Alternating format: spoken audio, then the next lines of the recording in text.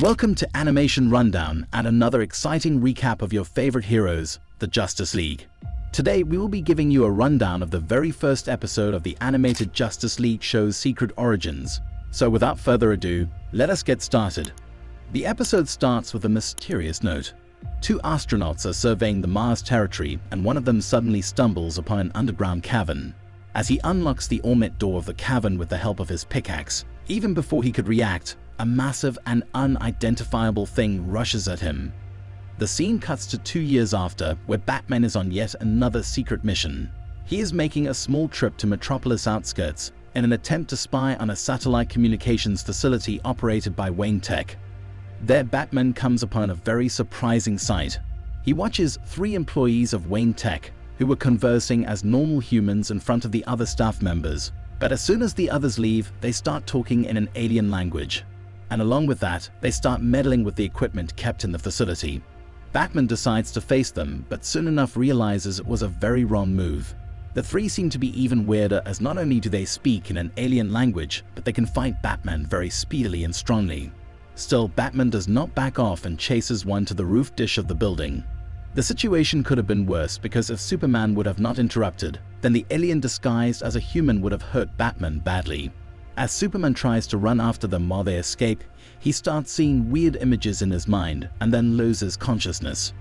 Batman has to escape with Superman in one hand when the 3 strange scientists explode the satellite. He watches them go from an inhuman position to a normal human form and then run into the forest. When Superman regains consciousness, the 2 heroes share a quiet greeting. It has been long since the 2 have met, approximately 2 years. Now Superman is loved by the majority, however, the same can't be said for Batman. Batman fills him up with why he was there that night. He explains that this is one of the stations that has been sending very strange encrypted signals into space. Hearing this, Superman offers his hand as help to Batman, but Batman refuses to take Superman's help. So Superman decided to give him a communicator so that in case Batman ever needs his help, he could contact him. Batman doesn't think that he will use it in the future, but tucks it in his utility belt anyway. Afterwards, J. Allen Carter, one of the 2 astronauts from the Mars expedition and a US senator, comes up with a very bold plan: complete destruction of nuclear weapons. And to this, the man he proposes to do the job is Superman, whom he calls both reliable and able enough to handle any threat that comes towards the planet. But this idea is strongly opposed by many people, even by some heroes like Flash. Flash says that I'm the fastest man alive, and even I can't be in 5 places at once.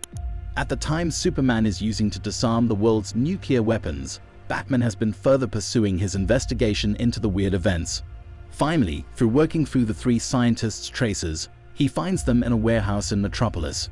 When he enters the warehouse, he spots the 3 real scientists whose bodies the aliens were controlling, unconscious inside alien-looking containers. As he watches them, a guard dog appears who is actually an alien creature and attacks Batman. Thinking that he would not be able to survive if he keeps fighting it alone, Batman uses the communicator to call for Superman's help. Superman saves Batman, but they get no time to rest. As soon as they come to safe land, they see a meteor drop from the sky into the heart of Metropolis. In the time that Batman and Superman catch their breath, the creature shoots its tentacles from the meteor and makes it clear that it isn't here to be friendly. It starts attacking the police and fire units near it. And soon enough, more meteors crash into the city. Plus, it looks like Superman and Batman do not seem to be having the winning hand right now, because they are not even able to harm the creatures.